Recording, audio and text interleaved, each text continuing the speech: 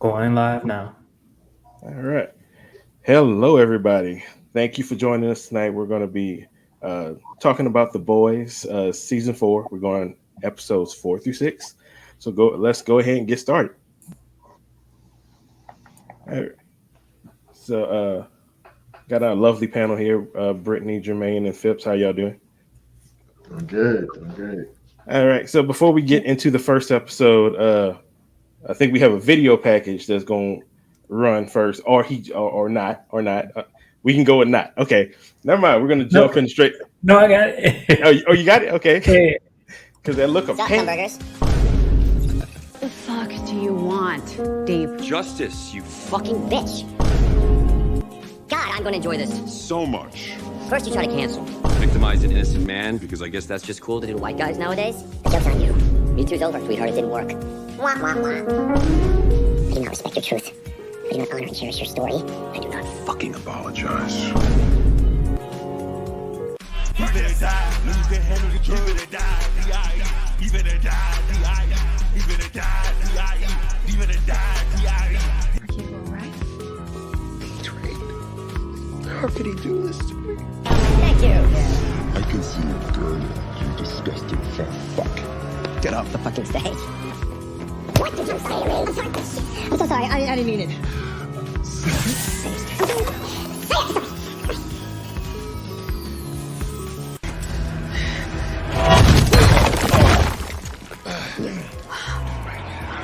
What are you doing? Wait, are you? You're the leak? Bro, you was you, bro? Deep, just FYI, I have always fucking hated your ass.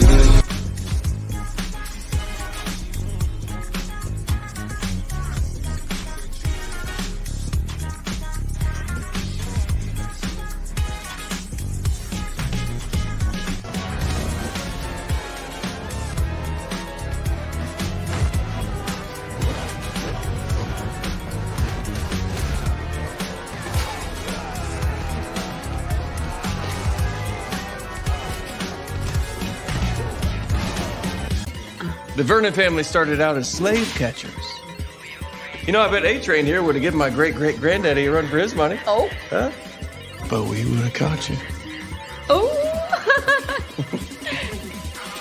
I guess we'll never know. It was me. What was you?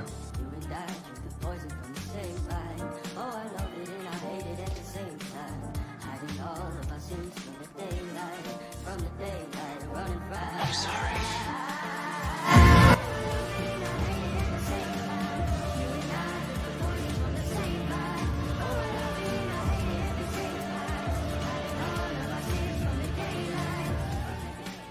If you come near me again, go fucking kill me.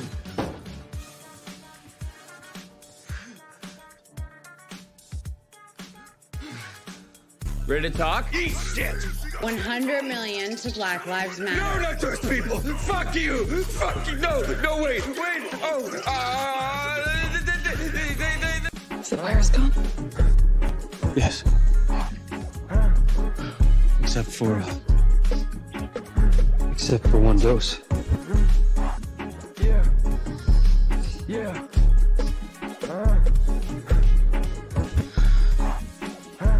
Hey, how transmissible is that? Not very, only through bodily fluid, blood, saliva, semen. Okay, so we inject it into your dead buddy over here as bait, and then we put him outside to infect the crazy fucking flying sheep. This man is in no condition to fuck a sheep. They would eat. Yeah, I was trying to hit this. I guess I could take one too. Oh, boy. So, you just sent me those videos earlier. I didn't make it to the last one, so that's wild. All right. Any quick thoughts on that? Because we're going to touch on most of that stuff tonight. But I will comment that there was a lot of gratuitous A-Train shots up in there. I don't suppose somebody has a particular reason for that, but if you want to speak up about it. Well, I mean, let's just say these episodes. Hopefully, you've enjoyed A Train because you might not be getting a lot more of him. Yeah, that he gonna die. That was pretty good. He gonna die. He gonna do he gonna do what he does best. He gonna run. I don't think he can run far enough, fast enough. But we have not. Wait a minute. Is that like in the next episode or something like that, or is this something that you just know? Not the ones that's been out so far. So I think we're up to 7, even though we're only going to 6 tonight. No, he does not die in 7. So okay. Nothing that we've seen tells us that he's dead. Huh? How many episodes is the show? 8, I think. Yeah. We just got one left? Yeah. Okay. All right. Well, dang. A-Train died. He ain't died. He ain't died. He ain't yet. But, I mean, everything we know about the show so far ain't looking too good for the home team. Damn. Yeah, it's tough. All right. Well, let's just roll up into these 3 episodes. We're going to start with episode 4, named Wisdom of the Ages. The synopsis is Homelander returns to his childhood lab, tormenting most of the staff. Daphne's plan to take Huey Sr. off of life support angers Huey. Annie meets with Singer to strike a deal. Singer, the president, to strike a deal to take down Vought. Huey and Kamiko secure Compound V from A-Train for Huey's father, but they're ambushed by Shining Light.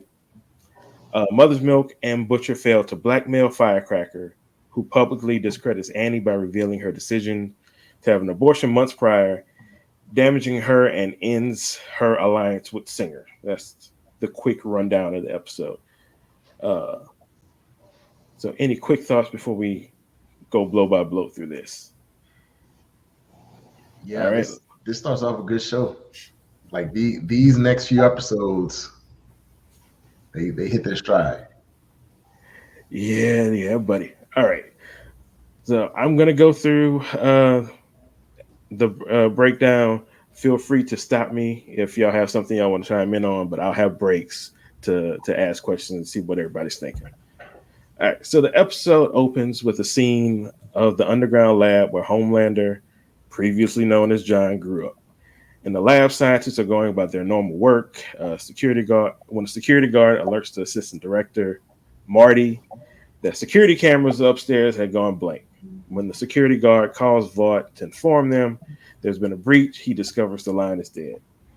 As they watch the elevator slowly open down to their level, they prepare themselves for the worst. And when the door opens, it's Homelander standing there with a box, a chocolate ice cream cake inside a box. Homelander appears to be in good spirits. He's talking to the lab staff, but everybody's noticed because it's Homelander. He reminds one of the people on staff, Frank, that he remembers as a child when Frank put him in the incinerator while playing a game outside. Homelander asks Frank to step into the incinerator while Homelander throws a paper ball into the trash. He burns Frank, and Homelander laughs while he dies. Homelander asks Marty to touch himself in front of the staff after recounting a memory when Marty laughed at Homelander doing the same thing. I think Marty gave him a nickname. I can't remember what it is, but Squirt. That's what it was. And he said, "You gave me that name because you caught me. I pleasure myself because I had it down to when you and the guards would be away and I could have my alone time, and you make fun of me that way." So he makes Marty do the same thing. And he forces Marty to do it, and if he doesn't, basically didn't get hard in a certain amount of time, he was going to blow it out. Which is what eventually. But it was that scene when he was jacking off and he decides to spit on it. He was giving it all he could. I mean, because at first it was just like, okay, I know I got to do this, but when Homelander's like, nah, bro, you got to really do this. Yeah, the spit did take me out. I was like, oh, we going there. All right. So after he lasers Marty in the dick and kills Marty. Oh well, no, he doesn't kill him. He just lasers him a dick. Then the boss Barbara comes down. She tells him to finish Marty off to put him out of his misery. She tells Homelander that he always had the ability to escape the lab, but never did because Vought brought in the best psychologists to ensure that he constantly sought their approval. Homelander recognizes that this is true, and then he locks Barbara in the what he called the bad room, kills the entire staff, and just leaves her in there with all the bloody bodies. So that's everything Homelander does in this episode, which to me played like kind of a classic horror thing because you're just waiting for him to do some slasher shit, and that's kind of what he does. Yeah. So Phipps, after taking in the totality of what Homelander did, when he first showed up, did you expect him to go full Homelander and to go in this kind of methodical way that he did instead of just like killing everybody when he first showed up? Well, I mean, here's the thing. Let's take one step back. Episode 3, last scene, where you have his schizophrenia, let's say, breaking apart, and the only thing they all came together on was going to the bad place. You got to go home. So when he gets off the elevator with like a singular focus, all these personalities in his mind, you got a singular focus. It was business time. Like nobody looked happy to see him walk off the elevator. You know, you got everybody that's like, oh, we don't know if something's going on. It could be a breach. You see Homelander walks up. Everybody's nervous. Everybody's worried because they know, listen, this is probably it. He has a whale. He's trying to make everybody feel good. Like, we're not going to see the end of this whale. Let's just call it what it is. Oh, that's right. The cake was a whale. I forgot. But like going off of episode 3 when he says he got to go home. I mean, normally with Homelander when he's like going to do this stuff, he's irrational, but he's also like kind of spontaneous in his anger decision. So this seemed like really well thought out. Like, I'm going to come here under these pretenses and make everybody freeze the fuck up, and then I'm going to just torture everyone by actually only killing like 2 people before I kill everybody. And it seemed like he was down there for like a couple hours, which is so. It took a shift. He took a whole shift of their time. And I mean, I think the show, you know, just thinking about the next episodes, everything else is going on. They really play it up because this is so important to what else happens next in the show. You know, he's showing that in his mind, how his personalities are trying to have him process and do what they feel is right. All of them feel that this is right. Go and do this and you'll feel better. And it's like, no, they still have control over you. Like the one person that you definitely need that approval from, and it trickles down to everybody else that we see. He has that mother figure that he, you know, it hurts him more to have them disapprove of him. And he can kill everybody he wants. That woman walked in frail, couldn't harm him if she tried, and he wouldn't dare do anything to her. Yeah, that's right. That's right. Jermaine, Brittany, anybody got anything else you want to add about Homelander? So just real quick, first off, Homelander is fucking death in a fucking cape. So anytime you see Homelander, you're clutching your pearls, you're holding your nuts, you're doing all that shit. I don't give a damn, especially in a confined space. I ain't got nowhere to run. Where the fuck am I gonna go? I'm in a fucking basement as it is. Homelander comes off, and you already know that there's some issue because he probably killed everybody up there anyway. Oh, he did, yeah. So, like, fuck, what the fuck are you gonna do? I mean, but at that point, you chose to still work there. You know that this dude is unhinged, so it's part of you just kind of sitting there waiting for the day he walk in. at this point, like it's been years, it's been decades since this dude has probably been there. You know what I'm saying? He old. We see it. He got great Great, pubes yeah. and shit. He's wrinkly and shit. And so you don't expect Homelander to come. You know what I'm saying? I mean, because you got to think about some of those people that work down there. They didn't work down there when he was there. He says that. He's like, oh, we got a bunch of new faces. Yeah, this is true. That is true. But still, I mean, if you know what went on down there, I mean, especially them old dudes, like we made him unstable. Why would like give me my pension, let me go somewhere and don't keep my shit on file so you can't find me. I think they thought that he wasn't going to come back. I didn't think that they thought he would come back at all. So they had safety. So in their mind, they were safe. They knew that they were good. He wasn't coming back. He's living off and bought land somewhere, doing his own thing, being Homelander. I think they felt safe. Yeah, he was a company man. Yeah, as long Yeah. as you did what Vought said, you did what he said, and most people most people stay alive that way. But they also knew that he psychologically had some type of connection to them. And so, because of that psychological connection that the psychologist came in and did, they did not think that he would hurt them because psychologically he wanted love from all of them. Agreed. Yeah, but and in see that last point, knowing that, and the minute Homeboy went and like killed people on TV and got off for it, it's like all bets are off. I'm like, oh, it's time for me to retire now. Yeah. I don't know if he's gonna come back, but I don't want to know if he come back. And if he come back, y'all can deal with him, just not me. Well, you know, in this whole universe, this whole show is fucked up, and everybody has got everybody's holding everybody's nut sacks, right? So you working there because I'm making you work there, not because you want the money. That and all is true. That is you true. know what I'm saying? That is true.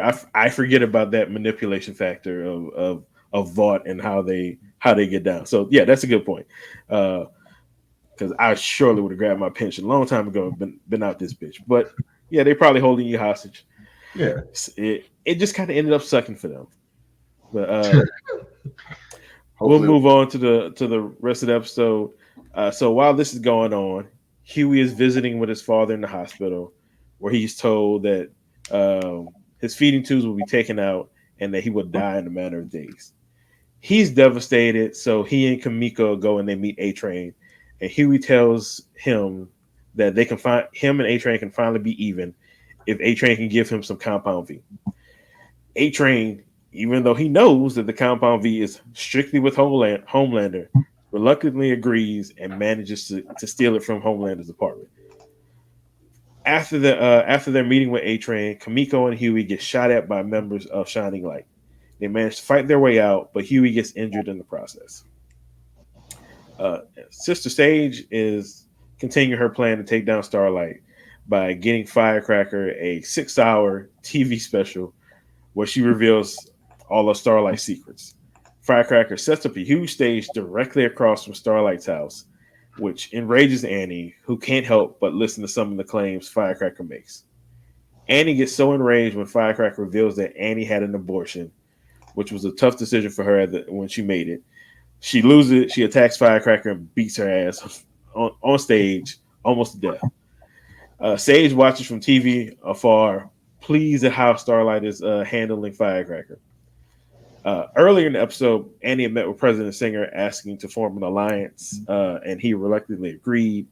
After this happened, he meets with her again and says he's got to distance himself from her because of what has happened, and she is distraught over this decision and everything that's happened.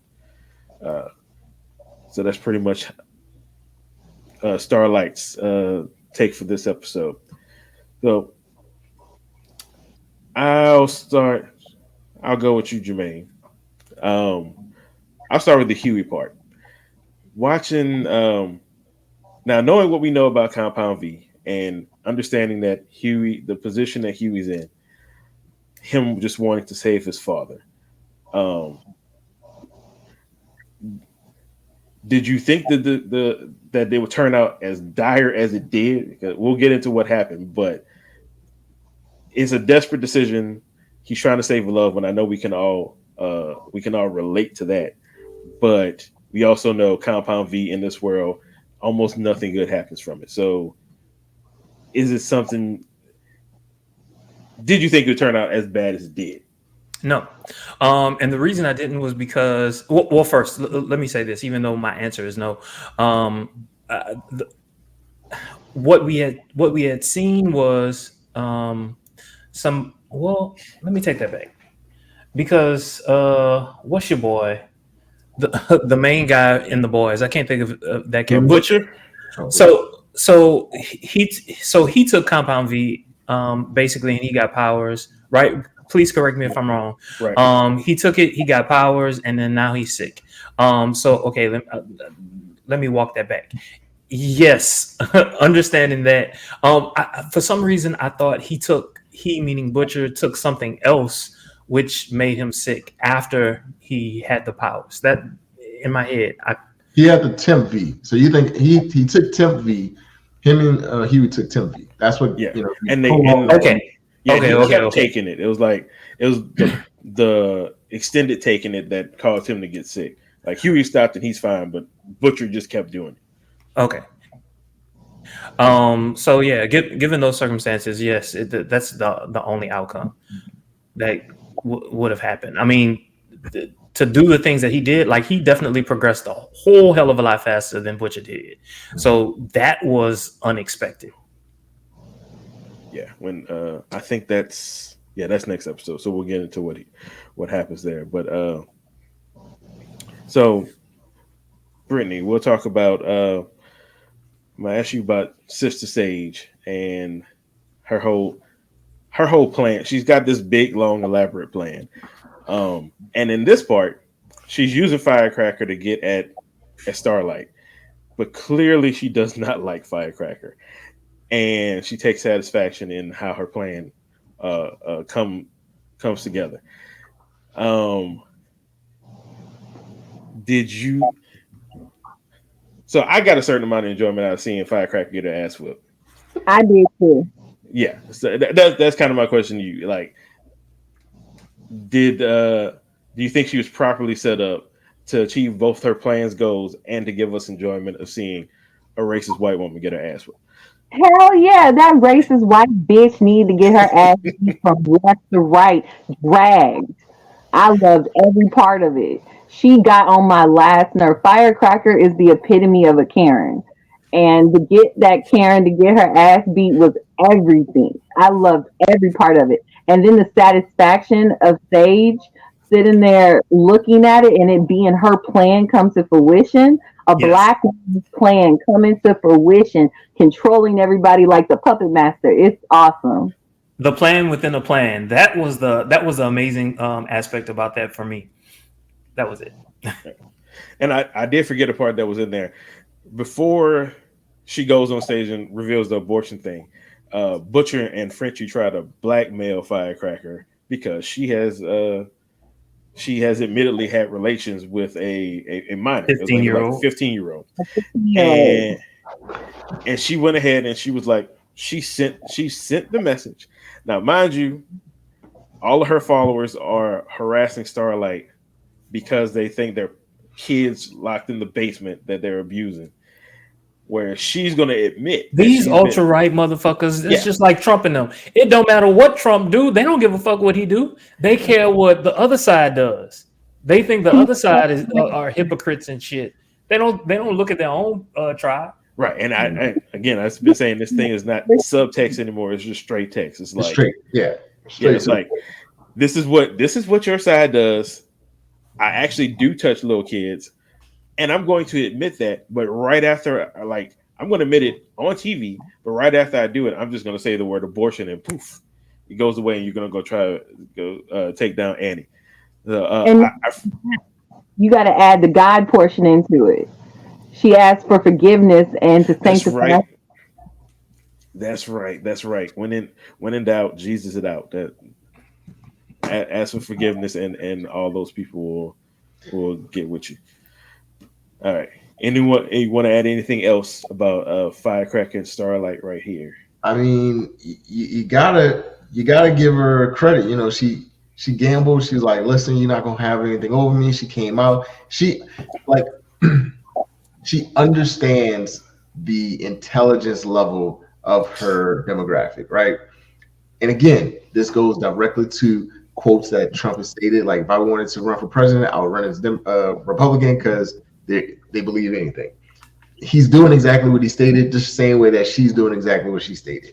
They're like, we're telling the truth in a TV show at this point. But no, to see that master plan come together, but also because of the master plan coming together, it starts to unravel for Sage. She's doing exactly what's going on, and we already talked about it. Like, can Homelander actually go through with this plan because he isn't the mastermind behind it? He says he can, but I mean, that's what when he first met her, she said, "You're not going to be able to handle me being behind this, but if you say so, we can try this." And she has proven it, like her moniker of being the smartest person in this world, to be true, because she's seen everything happening before it's happened, and she's completely right about this. But we'll get to her and her blow up with Homelander later.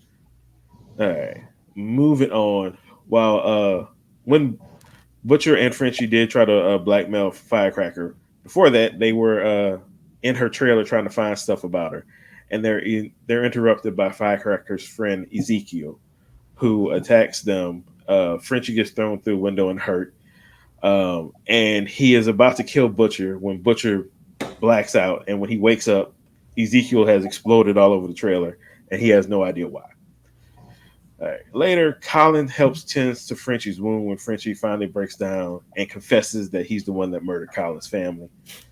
Appalled, Colin tells Frenchie to stay away or he'll kill him. His exact words, "I'll fucking kill you." I think that's what he said. Then we go back to Sister Sage. She's talking to the Deep, and this is where we are introduced to her frontal lobotomy, and she asks the Deep to give it to her. And she claims that that she finds pleasure in feeling less intelligent, if only briefly, because her brain regrows every time. Like, that's her thing. Her brain keeps regrowing. So she can get lobotomized and her brain's going to regrow and she'll be back to normal. But in that brief moment, she gets to enjoy just being, I'm going to say, simple at that moment. He agrees to do it, and then they have sex in various ways that they will say later on. And the end of the episode, Hugo brings the compound V to his father's bedside, but he ultimately decides not to give it to him after warning words from Butcher. However, his father suddenly comes back to life and is breathing again, and we see that the compound V is going into the IV. And he was confused by it, but then he figures his mother, she's looking at him, and he figures that she's the one that hooked it up for him as he brought it in, and that's how the episode ends. So, Jermaine, since you had such a reaction to the lobotomy,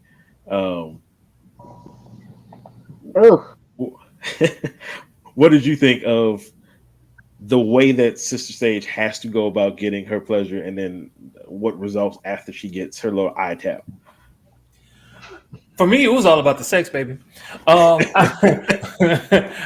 mean, this is the boys, and so you expect gore, and so like that wasn't really like a shock. The shock was the sex, and put some sexy people together. I want to see. I want the sex. I don't care what kind of sex it is. I want sex.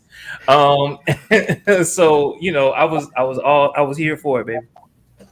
Like, I'm used to sex in this show. I forget exactly what she said, but it was the way that, like, you do this. I want to say she said something about anal. I'll let you. Yeah. She was. I think she said, "I'll let you fuck me in the ass if you do this," because that was the selling point. Because he was very hesitant, and then she said that he was like, "Oh, let's get to it." And he grabbed it and started doing the little tap. Which, by the way, I'm sorry, Brittany. I heard you talking, but I couldn't hear you. But I want to see him shirtless more. I want naked. Give me all of that. Who, the Deep? Yeah. Okay. The gills creep me out, so I hate when he takes his shirt off. It like just it's weird. It's very weird. Yeah. Brittany, your thoughts? He been doing his push-ups though. He been doing his push-ups. The fact that she said "fuck me" and let's have anal sex and eat chicken wings and give me a lobotomy was everything. That's right. I forgot about the chicken wings. That's all you need, a big bucket. It's like a cigarette after sex. Yes. And he was like, "Let's go to Pound Town, baby. I'm ready." Phipps, you shaking your head. What's up, man? What's going on? It was probably one of the funniest scenes because when she was like scrape my brains out, I was like, oh, this is about to get weird. But of all the people that have this weird thing going on, you got the deep that will do literally anything. So he is like, you know what? Let's go. He is game. I have a question. All right. So in episode 1, he was okay with sucking A-Train's dick. Do you think if the right opportunity came, he would have sex with a man? Yes. Yeah, easily. He has sex with anything. I don't think it matters what the sexuality is or what the species is of the thing he wants to have sex with. As long as he feels some type of connection, he's gonna have sex with it. Yeah. I don't even know if he has to have a connection. I don't think he's quite as bad as Tech Knight, who sees a hole and just has to stick it in a hole. But he's like with it. That's what I wanted to see in his episode. But I'm sorry, we're not there yet. No, we're not there yet. You're gonna tear it out. You got Tech Knight, Web Weaver. Then the deep goes. He's underneath them too, but those are pretty high problematic people with their sex drive. Super problematic. Super problematic. Did you see the lube for Web Weaver? No, that was all him. No. I'm just saying, like, that's the kind of lube that you have when you getting fisted. Like, he's serious about it. Yeah, he plays no games. Wait, was this in Web Weaver's place or in Tech Knight's place? No, this is Web Weaver, but we'll get to that. Okay, yeah, I think that's 2 episodes from now. Yeah. Okay. All right. I'll give this question up to anybody if anybody wants to. Well, nah. We'll get more to Huey and his dad in the next episode. They have more interesting things there. So, any final thoughts on episode 4 before we go to 5? It was a great setup to probably, in my opinion, so far, the best episode of the season. Episode 5. Yeah. Okay. All right.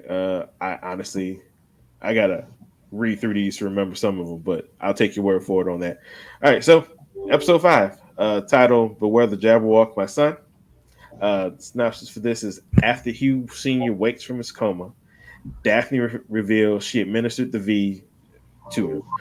Butcher informs the boys about a virus that kills Soups, acquired by Newman, and has been acquired by Newman.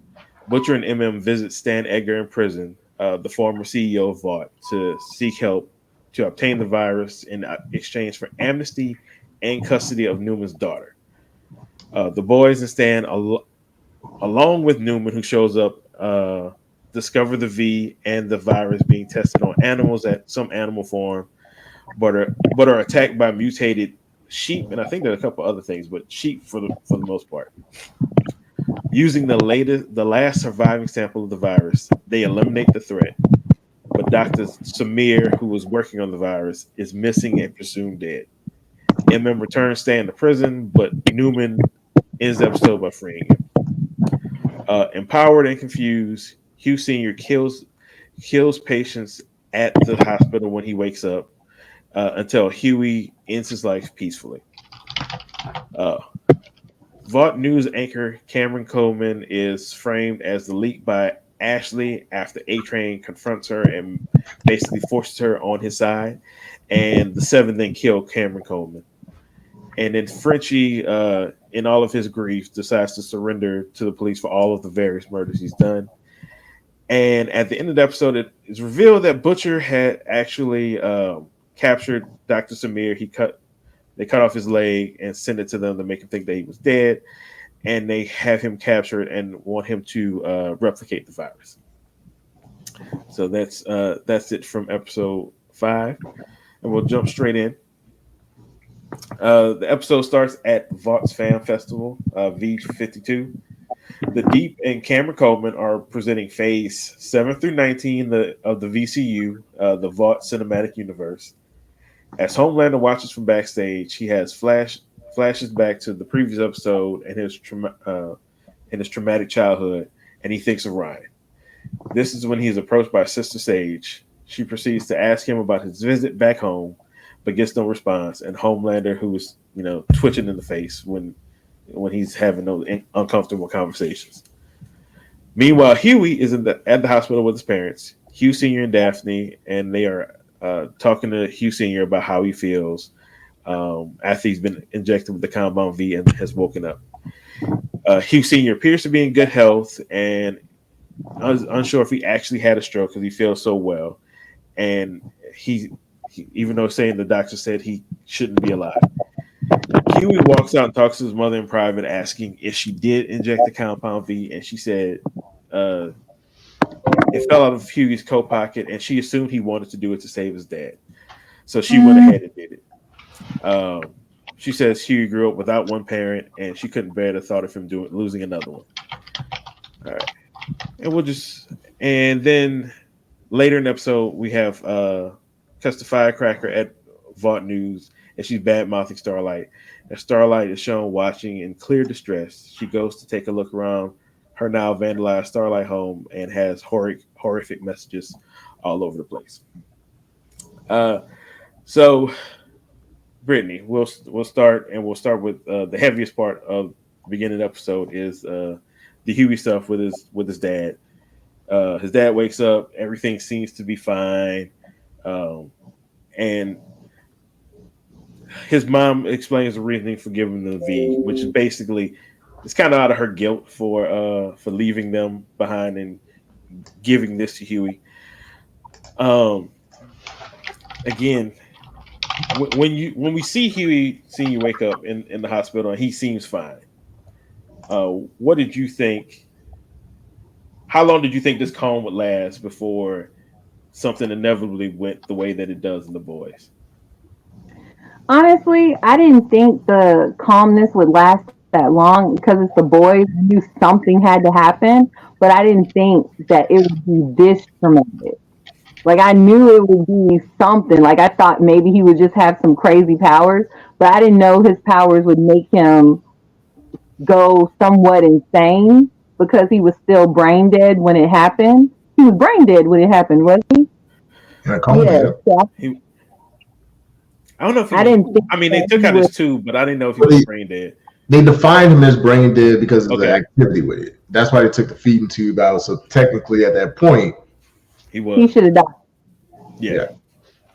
So he's in between these like lucid moments and non-lucid moments, and so it's like crazy how he starts going insane and punching through people and running through walls and just all over the place. But at the same time, it reminds me of something that would happen, I think, about to a typical white person. A black person would be like, wait a minute, hold up, I'm going to just stay still for a moment. Okay? And try to see what's going on around me. They wouldn't just be like, oh my God, and then run. And then just keep running through walls and then keep punching through. Black people don't do shit like that. Yeah, you're right. I didn't even think of that, but yeah, you're right. Because he never kept still. Every time something happened, he would freak out and keep moving. Oh my God, what's wrong with me? What happened? I'm gonna run. What you running for? What you running to? What are you doing? Yeah. A lot of the things wouldn't happen if he just stayed his ass still. That's a good point. I didn't even think of that part.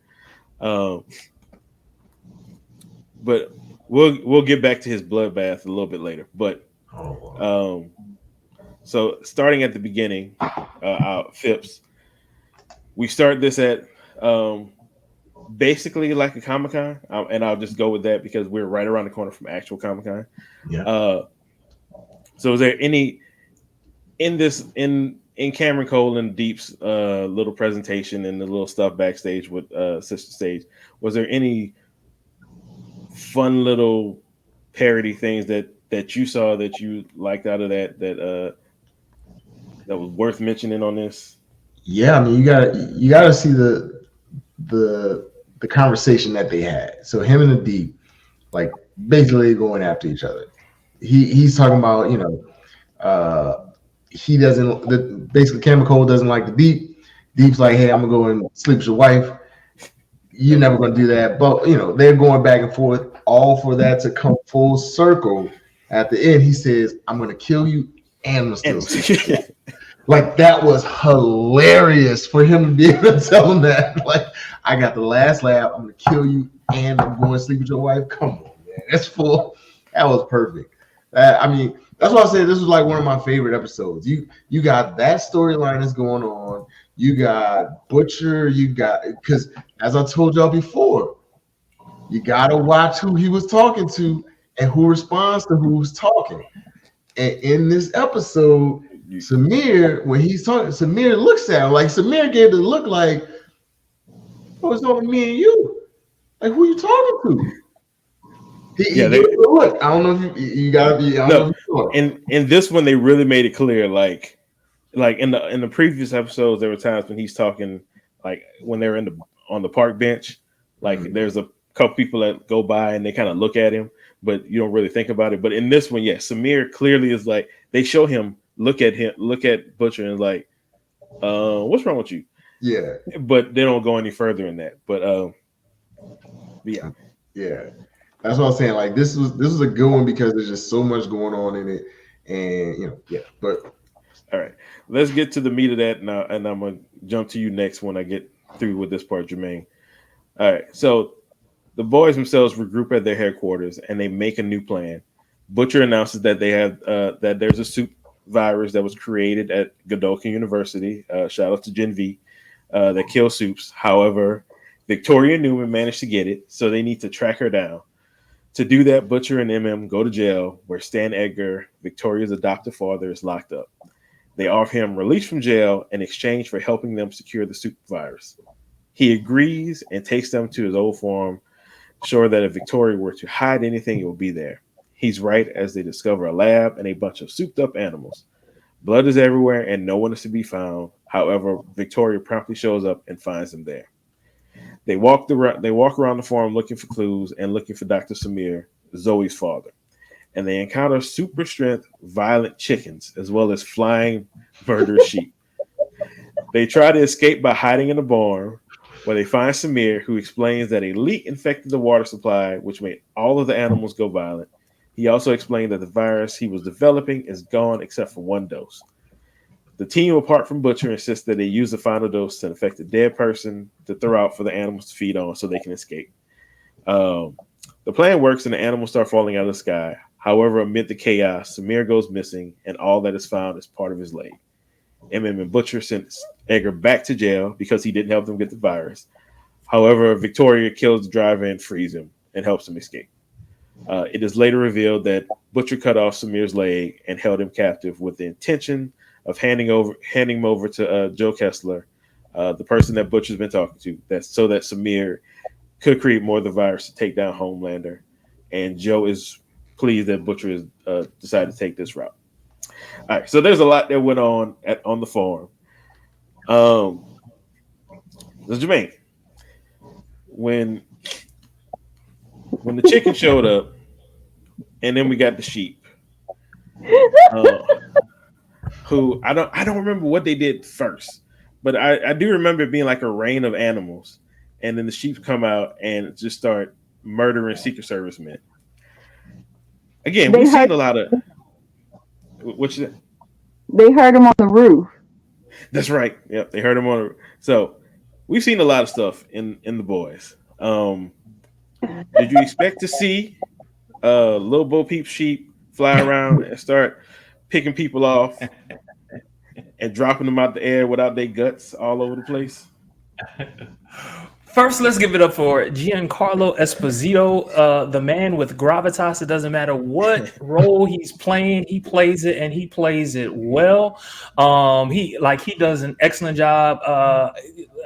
I don't know why they got rid of him from the show. I bring him back, please. However, I do like old white girl. She is funny. Pulling her hair out and all that other stuff. Oh, Ashley, okay. But he just has this gravitas that you just want to follow everything that he does and says, because you feel like it has like another meaning, something deeper that you have to decode or whatever. But anyway, to answer your question, no, I did not expect that there would be flying sheep that would eat the fuck out of you. that you hit. Who thinks about running from a fucking sheep that's flying in the air? Like, that's unheard of. But this is the boys, and so this is something that you got to be ready for. You just fall right along in it, right? So let's start running. Question though, this was my question while watching it. Why doesn't Newman kill the fucking sheep? Everybody there knows she got powers. All of them do. She killed some of them. So she killed some of them. She killed. Why she didn't kill the fucking bull? See, I don't know if like it depends on how her powers work, because I don't know if she can like accurately do it. Because she did one chicken, but it was out of like necessity to save Stan, right? Everybody else, she's like, I don't know if she can really control it. Well, your girl is fucking weak. Either that or this was just a plot device. And okay, it's a plot device and it works. It really, really does. But I mean, it's one of those things where you have questions at the end. It was really, really good. Seeing it, it was entertaining. All of it was entertaining. But I still had those questions. And can I just say shout out to the Teenage Mutant Ninja Turtle reference? When they showed basically the glass broken, the ooze instead now is going into the water, and that's how all the animals came about. Oh, damn! I missed it. Listen, I love Teenage Mutant Ninja Turtles. When I saw it, I was like, oh, okay. Nice little nod to it. Damn, I must not have been paying attention to that point, because I normally would have caught something like that. But that's a good catch. But on to you, Phipps. So in the middle of this is when is Joe there with Butcher the whole time, or is it just at the end when he gets Samir? At the end, right? Well, I mean, it depends on who you think Kessler is. Is he with him? Is he there? But yes, he's there at the end of it because he's looking to him. I think it's so interesting because he's always on a side of him. So it's almost like he is that angel talking to him and having that conversation with him, even if it's bad or good. But every angle that they shoot the sight or they shoot him in it just feels like he's either facing him over his shoulder or something like that. But no, he's there. He cuts his leg off, and he's Samir's like, bro, you're nuts. Like I can't do this for you. Like you want me to make this for you. Like I can't. He felt like he couldn't do it, but I mean, we're gonna see. Right, and I think one thing I want to interject, which I've noticed, and I hope they make this pan out. But the timelines, all of Gen V happens within the first 4 episodes, because when Butcher goes and gets the virus is at the end of Gen V, which then lines up when they go to V52. So, okay, concurrent. Which I'm like that. I didn't think they were gonna like run it concurrently, but the first 4 episodes run concurrent. That's when Gen V happened. See, I mean, I knew it happened beforehand, but I didn't know that it was like lining up quite like that. That's my assumption. Let me say that. It seems like that's how it lines up because it ends that way. We see the kids from Gen V. Is it this episode we see them in? Mm-hmm. That old girl, does she have like a patch on her eye or something? I think so. Okay, so I mean, it would line up. I just thought that when I think she had that patch on her eye, when I saw her, I was just like, okay, this has happened after the Inogen V. But yeah, if they're running them at the same time, I think that's a nice subtle thing. But it's also something they probably won't bring a whole lot of attention to. But if you know, you know. So good catch on you for that one. But back to Butcher when old boy's leg just randomly showed up at the end. I was like, oh yeah, he's not dead. I just didn't know who had him. Uh, because before this, Butcher was struggling with the fact of did he really want to use a virus? Because to get it the strength, I think at this point he knows to get it the strength he needs to kill Homelander is going to kill the other suits. And it seemed like he was, at least his connection with Kamiko was enough for him to be like, and Ryan, it was like, maybe we shouldn't do this. But then when we see him at the end, it's like, oh, he didn't cut a whole old buddy leg off. All that's out the window. He about to commit genocide on soups, even if they're friends of his or not. Yeah. Okay. Any more fun from the animal form before we go to the rest of this episode?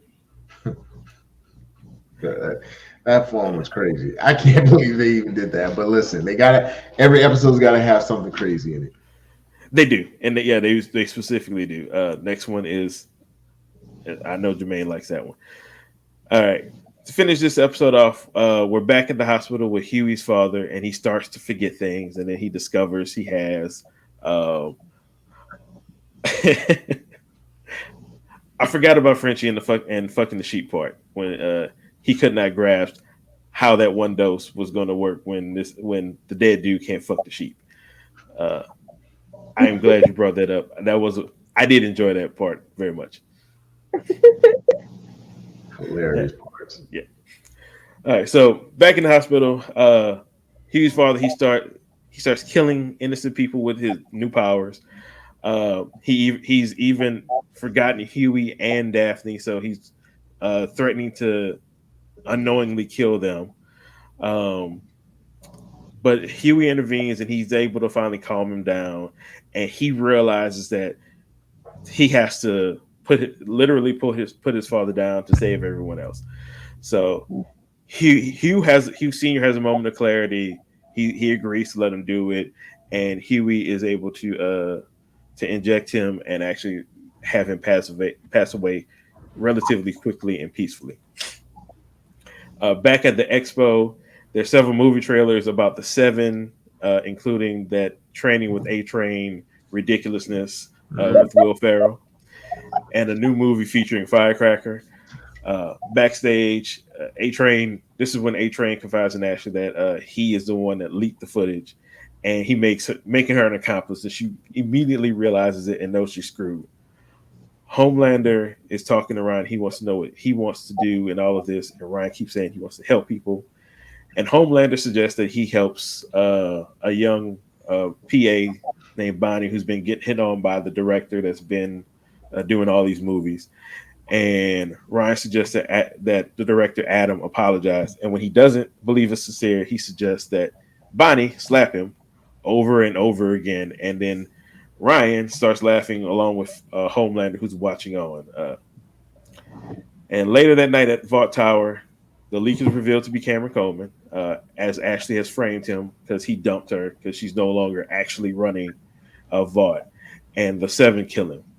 Homelander announces to the Seven that they won't just be celebrities anymore, but rather wrathful gods. He even brings in Sam and Kate from Godot and the two we talked about earlier, and they promise to support Homelander when they're called to it. And then at the end, torn by guilt, Frenchie just goes to a police station and confesses his several murders to get arrested. And that is how that episode ends. So let's go. We'll go with you again, Brittany. We'll save the Huey stuff for last.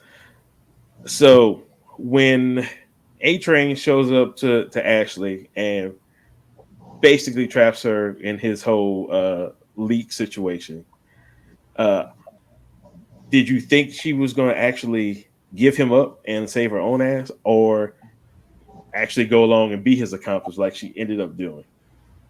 I did not think she would go along with him, because typical Ashley fashion would be to start pulling her hair out, go into a corner, pull her hair out, and be like, how can I give him up so I can stay on top? I think we're seeing a new side of Ashley ever since she's not in power anymore. And this side is somebody that has a little bit more empathy, which is shocking because the whole time she's doing it, I'm thinking, what can she get out of it? She's not the type of person to do anything unless she can get something out of it. But I can't see what she can get out of it except for safety and protecting her own self. So, yeah, I think she was really, really ambitious early on, but like starting this season when she was actively thinking about leaving and then realizing if she left, she would probably be dead. I think that's where her turn has come. But even still, she's all about self-preservation overall. So I was really shocked that she didn't just turn A Train in, because the longer she plays this game with A Train, the more likely it is that somebody is gonna cap her. Exactly. So I was there shocked with that one too. Now, Phipps, since during the torture scene, since you've already mentioned how the Deep is a dick to Cameron Coleman before he kills him, all of like the seven kind of like reveling in killing this dude and basically pledging their loyalty to Homelander. Like, how did you think this was going to play out going forward? I mean, here's the thing. Each time they've done something to someone, basically at the behest of Homelander, it's like you got to seem like you're excited. You got to seem like you're doing it because you like it. Now, for some reason, the Deep had, these last few kills, the Deep has had like issues with everybody. So he's like, I'm trying to beat everybody out. I'm trying to take everybody out. We saw it in a clip earlier. Like he wants to kill everybody. So I don't know what's going on with him, but hey, listen, they seem happy about taking these people out. Cameron Cole, he's whatever Tucker guy is from Fox News. That's basically, it seems like the direct depiction of it. So, he makes, obviously, as journalism, he has to have some fair and balance, as they called out in the show. So, they don't like fair and balance. They want everything to be good on their side. And because of that, he was just literally wrong place, wrong time, and got killed in the worst way possible. Yeah. Okay, I know they killed him. I can't remember exactly what. Did they just beat him down, or they just beat him, like walked in and beat him like a dog? That seems about right for them. But as far as the Deep is just like the ultimate try hard to me. Like he's gonna try everything to appease. Actually, I don't know if I should say this because it's like the little cartoon dog that was with the bulldog that he's just hopping around, and every time the bulldog tells him something, he tries to do it. That's what the Deep feels like to me. Mm-hmm. All right. And Jermaine, I'm gonna give you the last word on this. I'm going to give you the somber topic because I know you're gonna go nuts in the next episode.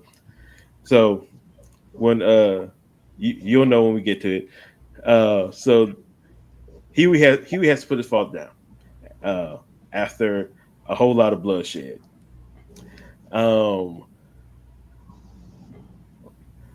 Like from what we've seen of Huey, there was a point of me that I didn't know if he actually could do it because I didn't know if he had that in him. I thought he would have to like pass it off to his mom or something. Did you see this part coming for Huey, like actually being the one to do it for his dad, even though it's like probably the hardest thing he had to do? It wasn't all that surprising, and the reason I say that is because Huey's character has gone through an evolution. So when that first season of The Boys, he was completely and totally green, like you're useless. Why are you here? Like you just feel pity for him. You no longer feel pity for him, right? He's in there. He's making things happen. To and you just mentioned it. What was it? It was last season where he took the Temp V. I think it was last season, right? So he is trying to like I don't want to say fit in with the boys, but he's asserting himself.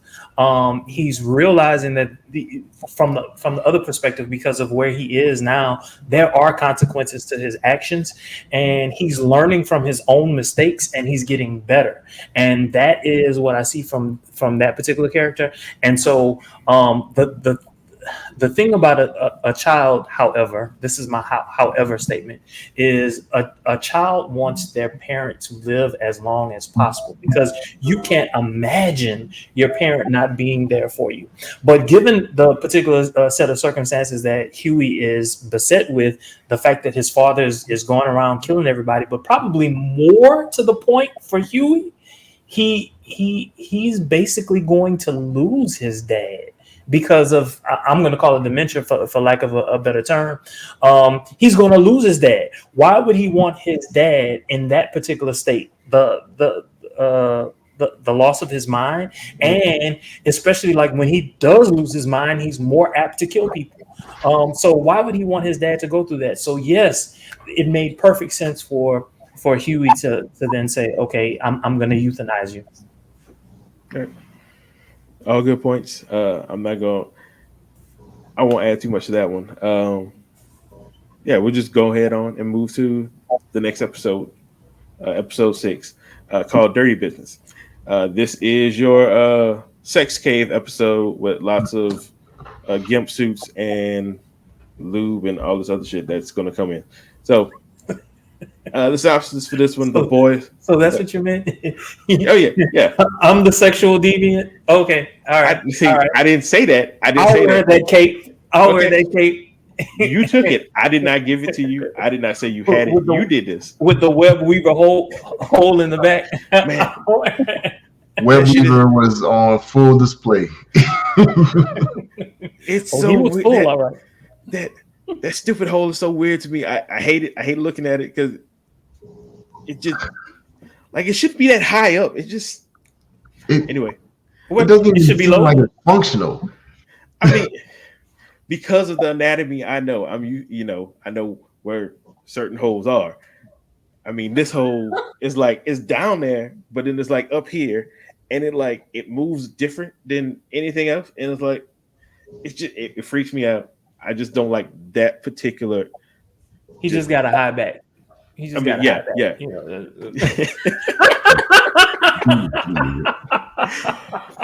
All right, this synopsis. The boys learn that Tech Knight is hosting a party at his mansion with Newman and the 7 in attendance. They infiltrate the party by disguising Huey as the suit web weaver. When Tech Knight discovers Huey's identity, they enter the mansion to rescue him. MM shoots Sage in the head right before he has a panic attack. A-Train saves him by rushing him to the hospital, and of course, Sage survives. Annie and Kamiko save Huey and restrain Tech Knight, forcing him to reveal that Homelander and Sage plan to use his prisons as internment camps before he is killed by his butler Elijah. Homelander and Newman convince the senators that are at the party to rally against President Singer. Firecracker tells Homelander about her encounter with Annie, realizing that the leak is still alive. Meanwhile, Butcher forces Samir to replicate and enhance the virus strong enough to kill Homelander. When Samir reveals that the enhancing virus could potentially kill every super on the Earth, Butcher is pressured by Joe to continue, but discovers he is hallucinating as the real Joe died years ago. So that's basically what happens here. It's a whole. This one, for me, it because it has the fake Spider-Man and the fake Batman. I got my little comic book enjoyment out of it, but the damn sex cave is a wild bunch. So let's hurry up and get to that.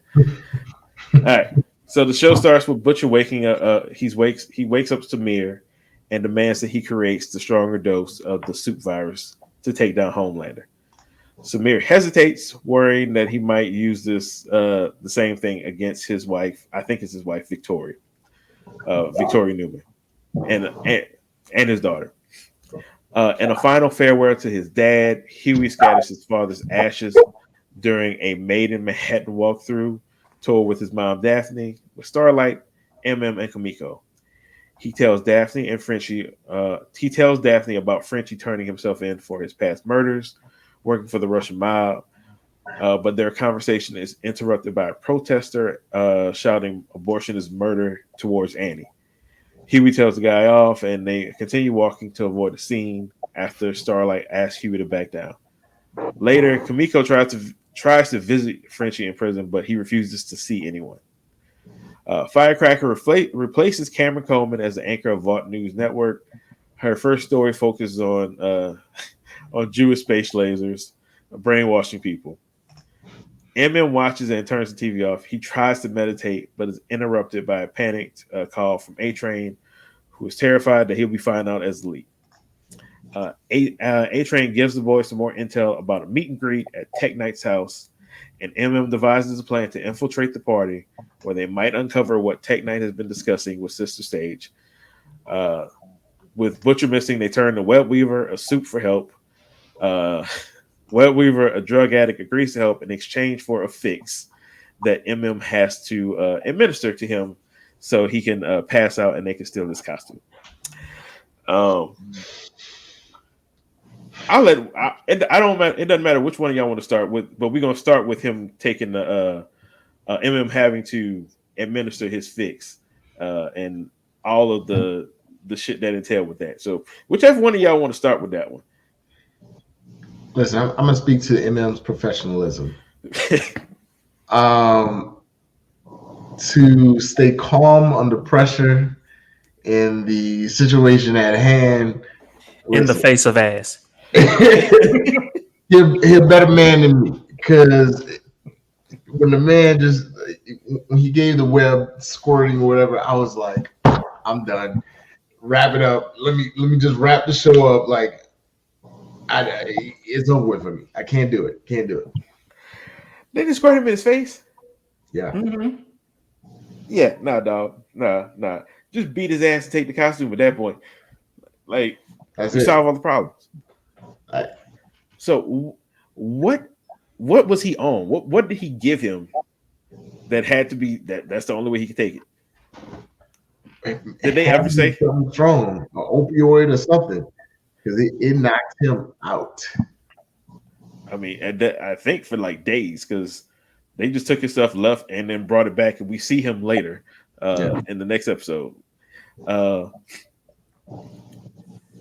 Jermaine, anything you want to add? Actually, no, not right here. Not right.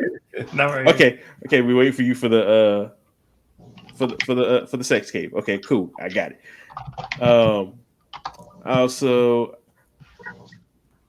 Brittany, anything you want to add here? Doesn't have to be about this. We can talk about the funeral for Hugh's dad, sort of the Maid Manhattan thing. Okay, everybody wants the sex cave. All right, I got it.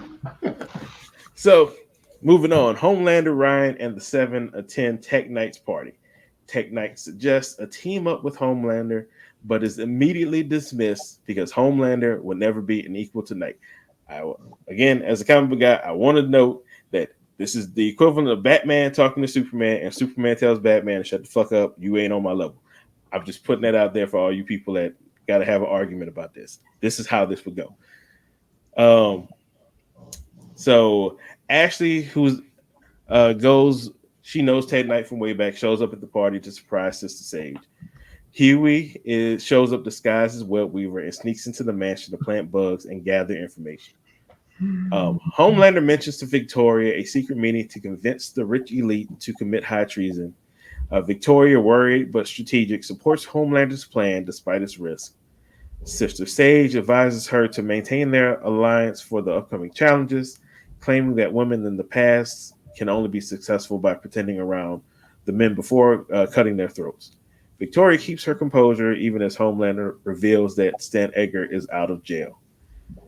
Tech Knight takes Web Weaver, aka Huey, on a house tour, and he invites him down to his secret tech cave, a BDSM dungeon and torture chamber.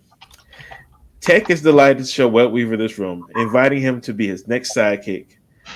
Huey notices Tech Knight's last sidekick, Chainsaw Wall, in a gimp suit. Tech Knight misinterprets Huey's nervousness as excitement and promises more extreme activities. Huey manages to humor Tech Knight until Ashley interrupts. Tech Knight instructs Huey to clean up with sandpaper, but Huey is soon tied up and subjected to the things that Ashley does to him. Tech Knight grows suspicious when Huey can't recall what Weaver's safe word, leading Tech Knight to rip off his mask and find Huey inside. Annie, Kamiko, and MM are snuck into the party after they lost contact with Huey. Starlight uses syringes to subdue Firecracker, and MM holds Sage at gunpoint while Kamiko searches for Tech Knight's secret book to open into the dungeon. Sage is shot and triggers while trying to trigger an alarm, and Kamiko convinces A-Train to help MM, who just had a panic attack, and bring him to the hospital. All right, we're here. We're at the sex dungeon. Oh, here we are. There. So I'm gonna let y'all all go because I don't remember everything that happens. The thing that I remember the most is Ashley rubbing the pussy juice all over Web Weaver's mask. Like I'll never forget that. It's just like burned in my mind. So you can tell. Please remind me of whatever other demented shit that happened in there because I like that happened and it just took everything else. So Jermaine. Well, I was sitting here thinking about other things that you might not have mentioned. I don't remember you talking about the other guy that he had tied up, who was all in red or whatever. Yeah, that was his previous sidekick. Like, this is his sidekick auditions, and the previous sidekick was sitting there. Well, so my thought there was just the fact that there was someone else there, and the fact that you kept them there, and then also like I'm gonna call him Butler. I don't know what else to call him. The fact that that guy was there and he was complicit with everything that was happening up until then. I was just like, man, this shit is wild. Like, how the hell can all of this shit happen? It's just like these soups can do whatever the fuck they want to do. It don't matter how much money you got. It's amazing that A-Train didn't kill more people than he killed. It's like all is forgiven in this world. And then just the moral depravity of these people just thinking that they could do whatever it is that they want to do. And when Tech Knight basically came to Web Weaver and he was just like, I'm trying to get on your level. I was like, who the fuck is Web Weaver? And then Web Weaver is a dirty ass motherfucker. How the hell your suit stink like that? Like how can you just be in that suit stinking all the time? Like, what kind of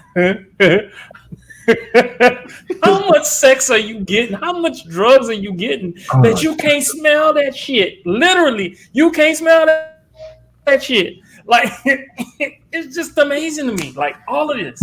Because even Homelander couldn't do it. Homelander couldn't smell Huey because he was like, nope, smells like Web Weaver. Yep. That's right. Because Homelander can smell people. Yeah. Yeah, that's too much. They did a lot with that one. But before I get all the way to your thoughts, Phillips, Brittany, you saw it. What did you see? It was a lot. I saw a man being pent down, a woman spanking him and tickling him until he, I guess, was aroused. And then she getting so wet from doing that she wipes her pussy juice on his face. It was a lot. And then Tech Nine was excited. But the crazy part was that Tech Nine didn't realize something was off until he figured out what was his safe word. And that's when he was like, yo, you are not who you say you are. You are not who you say you are. I am going to have a lot of fun torturing you. This is how messed up Tech Knight is, because he realizes not the dude that he wants. But when he saw that it was Huey, he got more excited. He's like, he didn't worry about why he was there and what he was doing or who Huey might have been with. He's like, oh no, I can do some more fucked up shit to you. And again, Tech Knight, it's a hole. He just gonna put it in there. So Huey was in for a long night. Oh my god. He sucked the shit out of his holes. And then when he cut the slice out of his clothes, and you could see where he was about to cut him at. Oh yeah, that's Oh, right. Thinking about that. And then through all this, his butler's there like cleaning his shit up. Like it's Chilling. Tuesday. Like, this is just what he does on Tuesday. Let me go ahead and bust out this spray to clean up this pussy juice mark that's sitting here dripping on the floor. yeah. Oh my gosh.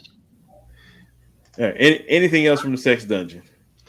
I mean, so as crazy as it was, the story itself, like I say, it makes sense. It adds along to what we got going on here because you, you have what the boys is really about, right? It is superheroes based in what we believe is reality when they don't do the altruistic thing and always do what's right. They might do what's wrong, right?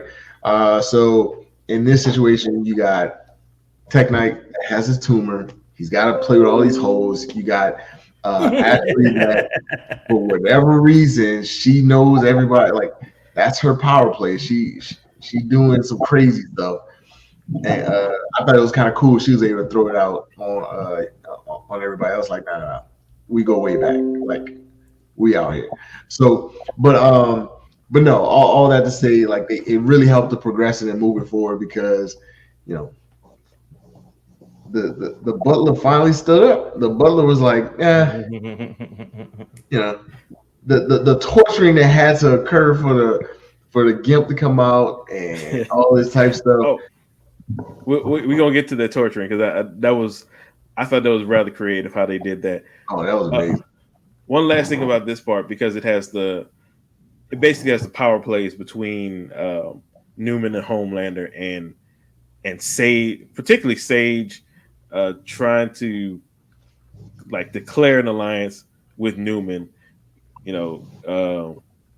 She on the strength of basically we're the only women in this, and we're probably the smartest two people in this, which is probably true.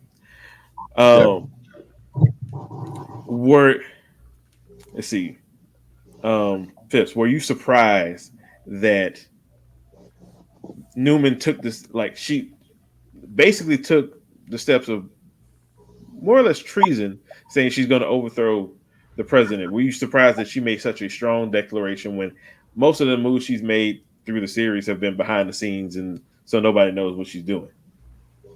Well, I mean, if what she's been doing this entire time is leading up to that final goal, it feels like this is just the last step before we cross the finish line. So it's almost like there's no more hiding she can do.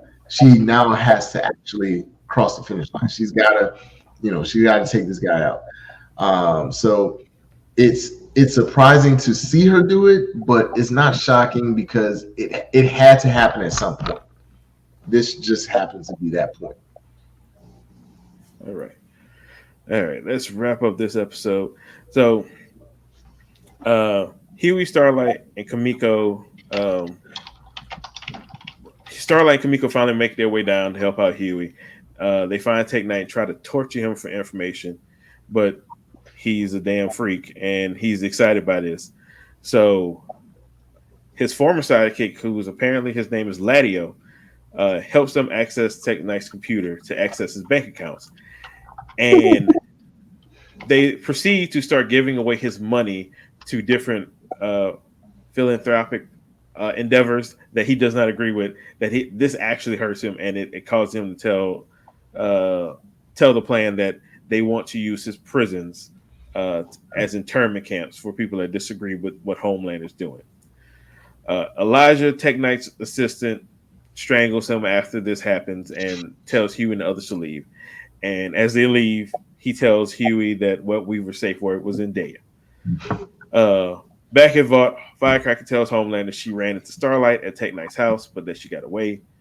She demonstrates her loyalty by producing breast milk and revealing she took a regimen of drugs to be able to do it. And Homelander does what Homelander does and starts curling up on the couch, suckling at tits. Meanwhile, Butcher returns to Samir with more equipment, trying to pressure him to develop the virus. Kessler it's here that we find out that Kessler is also a figment of Butcher's imagination, as Butcher is arguing with the imaginary Becca and the imaginary Kessler, and Kessler then in turn talks to Becca, and that's when we get the revelation that no one is really there except for Butcher and Samir. All right. Actually, I'll give you first crack at this. When they said we're going to give your money to Black Lives Matter, and Tech Knight did what crack ass crackers do, was so revolted by this. How much? I mean, it's all fiction and whatnot, but how much enjoyment did you get out of seeing a rich white person just so revolted by having to give up their money to something that might actually help Black people?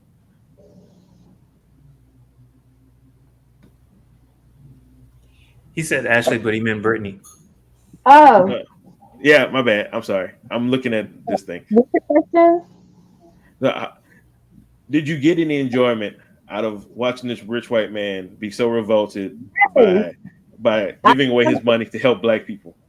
I loved it. I loved that part because it was like torturing him, and you could see the literal pain in his face. He is a good actor. Like, he is a good actor. Like, he did his shit with that Tech Nine part. He has a lot of range in terms of how he came from being in that moment and being sexual and being like, ha ha ha, I'm gonna be evil, I'm going to touch you, I'm going to pleasure myself by fucking all your holes. And then he comes to the part where he's now the one that's going to be tortured. And instead of having pleasure, he has pain. And so I like that part a lot. All right. And just the fact that it was Starlighter who was coming up with these ideas. You know what I'm saying? Like Miss Goody Two Shoes, who we now know had an abortion, is now unleashing a different side of herself. That was nice to see. Yes, it really was. I mean, she is the stand-in for liberal white women. I would imagine them to be the first ones to be like, oh, Black Lives Matter, because a lot of them were claiming that at the time. But I didn't get that enjoyment out of it. What about you, Phipps? No, I think it was interesting how they used everything. How can you hurt somebody that enjoys being hurt? Well, you take a billionaire's money. And when they did that and they started going down the list of them, they did Black Lives Matter. It was amazing to see that was the point where he breaks. It's like, oh no, you gave too much money to them. I can't, that hurts me more than anything else. I got you can have whatever you want. Whatever info you need is right there. It was like retribution for when he was talking to A-Train, talking about what did he say? It's like his family made money catching runaway slaves. Yeah. So like that it was good to see that the writers were thinking about tying those two ends together like that. All right. We'll briefly get into Homelander's fetish. So when Firecracker is confronting Homelander at the end, and it clearly looks like she's into him, and he's like, I'm just not into you. And then she pulls out the boob and the milk splashes. Like, was anybody else expecting? I thought she was really just gonna try to seduce him. I did not expect her to just blast him full of baby juice. I wasn't expecting that, but it reminded me of season 1 when old girl, I can't think of her name. We talked about her last episode. She used to it was like a what do you call it? What babies drink or whatever? The baby bottle. Yeah, and she would console him like a mom and all the other good stuff. I think though that if Ashley had known that she could or should have been treating Homelander in that way, Homelander would be a completely different person. How towards her towards everybody? Towards everyone, because remember, she was able to control him. She was She able to was. control. That is an interesting thought. I still like is it widely known now that Homelander is into breast milk? Because I don't remember everybody knowing, but I mean Firecracker clearly knows, and she's known for a while to be put in this position. That's just her nasty ass white trailer ass. Yeah. That kind of shit turn people. No, I'm just talking shit. I don't think everybody knows because when A Train saw it in the apartment, it was like, what is like? He was like, what the hell is this? That's right. That's right. So I wonder if they'll like just talking all this out. I kind of wonder if they'll at least touch on how she knew, because she ain't nobody. I don't know how she would know this. And the way she talked about it seemed like she had been doing this. She would have had to been doing this before she met him. Right. So, but I think she researched him. I think that was her way in to get to him, because the pills that Frenchie found before when he was going through her place, that was them. That's right. That's right. Pills. I just want to know where she get her information from, because this should be some stuff that's on under lock and key. Like your big Superman dude, he'll bow down as long as you got some breast milk on hand. Yeah. And I think the acting was so perfect with it, because I don't know if it looked like he didn't expect for the milk to hit him in the face. It was like joy, excitement, crazy, and it was like, wait, confusion, yeah. Yeah, in that moment, he probably got like a little chubby. Definitely. Oh, definitely. All right, and last but not least, the scene with Butcher and the revelation that he's got not one but two people talking inside his head. I'm gonna come to you, Phipps, because you brought it up on the last episode. So when you brought it up, then were you saying just because we hadn't seen this one yet? So how were you picking up on this going into this episode? Because I mean, here's the thing: you have Becca, right? Becca was always a memory. Becca, the good side of him that nobody saw. This is what I thought, right? I probably made all this up. Nobody saw his good side. Everybody saw his bad side. His like he was an asshole, stuff like that. So now nobody sees Becca, right? Nobody sees that. He didn't see it, but then it felt like people saw his bad side, which was Kessler. But nobody interacted with him. He had fruit. He had all type of stuff. Like he didn't interact with shit. That he gave him a coffee one time and he didn't pick it up. I was like, damn, like that. Like I noticed it because I was like, damn, he didn't drink with him. Like that's supposed to be his buddy. He ain't drinking with him. He drinks with everybody. And then I started noticing like nobody looked at him. And I was like, damn, hold on. You know, that it started like it was just small things like that. And when that last episode, when your boy looked and he was like, bro, I don't know who you talking to. Like, it's just me and you here. Like you telling somebody else to come and take him and put him to the side, like who's the other person? So, you know, it was just such an interesting thing because bro, they set it up so perfectly so that now, you know, he has his good angel, has his bad angel, and we got to see who's going to win. All right. I think that about covers it. Anybody else have any grander thoughts from these 3 episodes of The Boys before we wrap it up? There's 2 more left. One that's out now. And we get the season finale. I think it's tomorrow. Yeah. Any thoughts about these? Any thoughts about what you think we might see going into the last 2?